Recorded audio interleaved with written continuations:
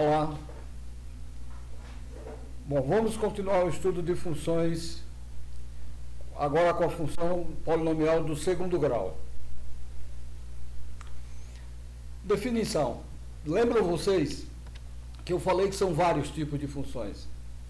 Primeiro grau, segundo grau, modular, trigonométricas, logaritmo, exponencial, tal. São vários tipos de funções. Agora nós vamos falar da polinomial do segundo grau. Falamos da do primeiro grau, que o gráfico é uma reta, quando é que ela é crescente, quando ela é decrescente, onde ela corta os eixos, não é?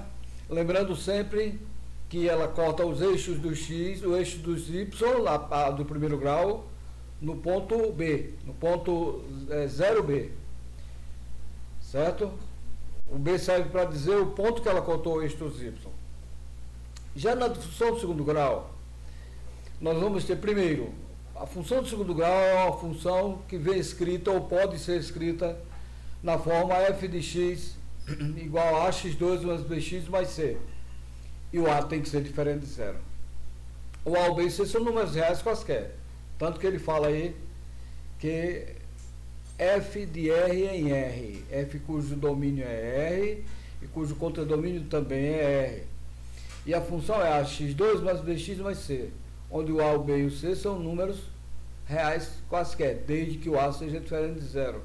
Porque se o a for igual a zero, aí esse termo desaparece, a x2. Aí fica y igual a bx mais c. E y igual a bx mais c é a função do primeiro grau. Repare que o expoente do x seria 1, no caso aqui 2.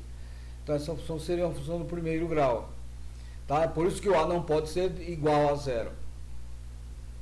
Então a primeira preocupação que a gente tem é calcular as raízes. Primeiro verificar quanto vale o a, o b e o c. Depois calcular as raízes. Como é que calcula as raízes? Utilizando a fórmula de resolução das equações de segundo grau. Quando nós resolvemos uma equação de segundo grau, nós sabemos que terão duas raízes. As duas podem ser reais e as duas podem ser imaginárias. Tá? Imaginária não nos interessa. Vai nos interessar somente as duas reais. Essas duas reais podem ser iguais, podem ser diferentes, tá? Podem ser nulas, se o c for igual a zero, tá? Um é nula e a outra é um outro número. Então pode ser positivo, pode ser negativo, são várias hipóteses. Vai depender dos valores do a, do b e do c. Dependendo desses valores, aí a gente vai ter a parábola com a concavidade voltada para cima, parábola com a concavidade voltada para cima ou com a concavidade voltada para baixo. Vai depender do delta e do a. Quem é o delta? O delta é B2 menos 4AC. Lembram? Que é o valor que fica dentro da raiz da fórmula do segundo grau. Da fórmula da dissolução da equação do segundo grau. E o delta maior do que zero significa que as duas raízes são reais e desiguais. Certo? Nesse caso, a parábola vai cortar o eixo do x em dois pontos.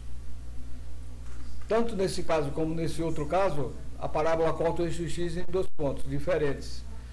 No primeiro caso, o delta é maior do que zero e o a é menor do que zero. Se o a é menor do que zero, a parábola está voltada para baixo. Se o a for maior do que zero, a parábola está voltada para cima. Então o a, na verdade, vai nos indicar se a parábola está voltada para cima ou para baixo.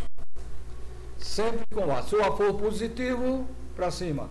Se o a for negativo, para baixo. O delta, no caso, vai me indicar as raízes. Se o delta for igual a zero, as duas raízes são reais e iguais. O gráfico vai se comportar desta forma aqui ou desta forma aqui. Vai cortar em dois pontos. Aliás. Se o delta for igual a zero, nós vamos ter uma das duas raízes iguais. Tá? Se o delta for igual a zero, vamos ter as duas raízes iguais. Se o delta for maior do que zero, aqui temos as duas raízes diferentes. X', x duas linhas. X', x duas linhas. Se o delta for igual a zero, vamos ter a parábola para baixo, tocando em um ponto só, porque as duas raízes são iguais. ou a parábola para cima, tocando em um ponto só, porque as duas raízes são iguais.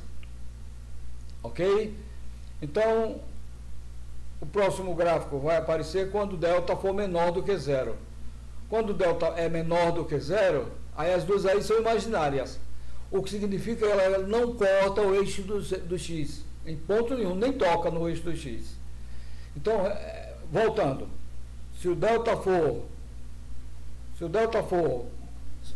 maior do que zero e o A for maior do que zero, a parábola vai cortar em 2 pontos no eixo do x e a parábola vai estar para cima se o delta for maior do que, aliás, se o delta for maior do que zero, vai cortar em 2 pontos.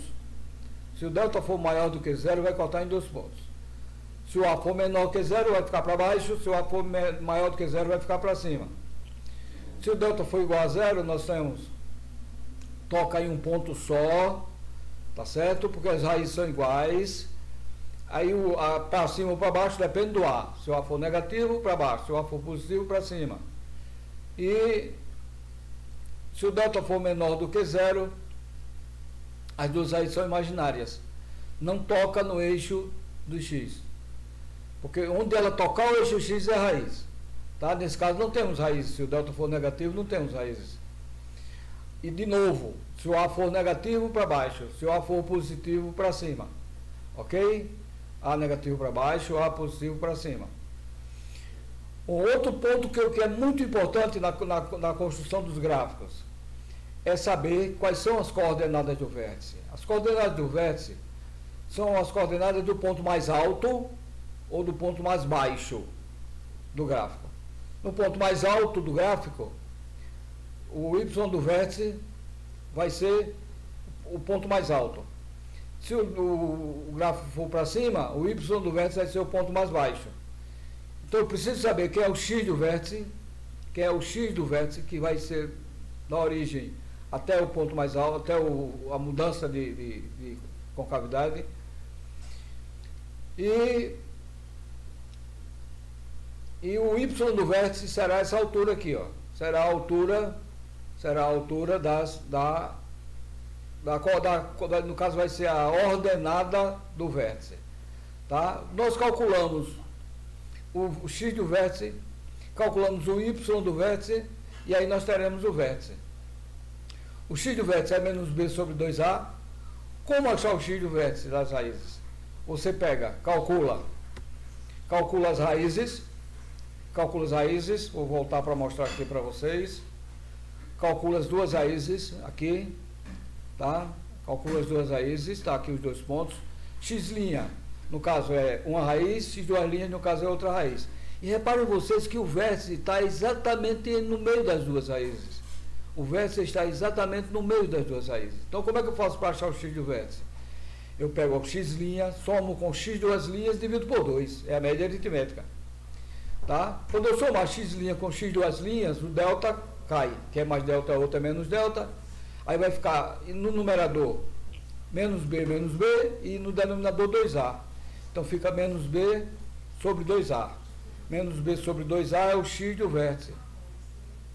Menos b sobre 2a é o x do vértice. Então está aqui, menos b sobre 2a.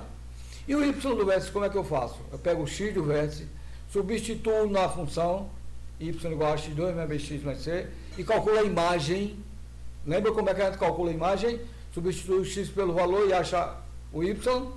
Então, nesse caso, eu terei o y do vértice quando eu substituir esse valor no lugar do x. Aí vai dar menos delta sobre 4a. Sinal das raízes. Como é que a gente sabe, antes de resolver uma função, resolver uma equação, como é que as raízes vão aparecer? Como é que elas vão se comportar? Se as raízes forem positivas as duas, a soma vai dar positivo, né? Se você somar um número com outro número, os dois forem positivos, vai dar positivo.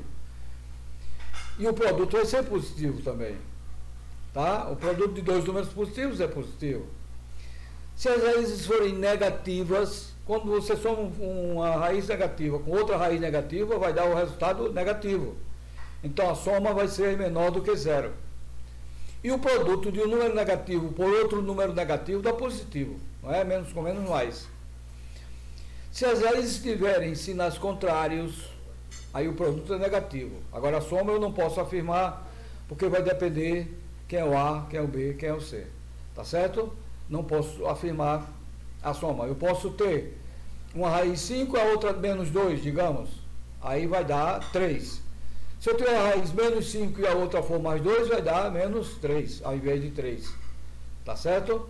Então, posso afirmar se as duas forem positivas, se as duas forem negativas, tanto a soma como o produto. E se as duas forem de sinais contrários, eu só posso afirmar que o produto é negativo. Ok? Bom, isso é o que a gente tinha para hoje. E a próxima aula nós continuaremos, lembrando sempre que vamos deixar isso muito claro quando estivermos fazendo exercícios. Vamos fazer, em cada exercício vamos fazer uma revisão, mostrando tudo que a gente viu até agora. Até a próxima, então.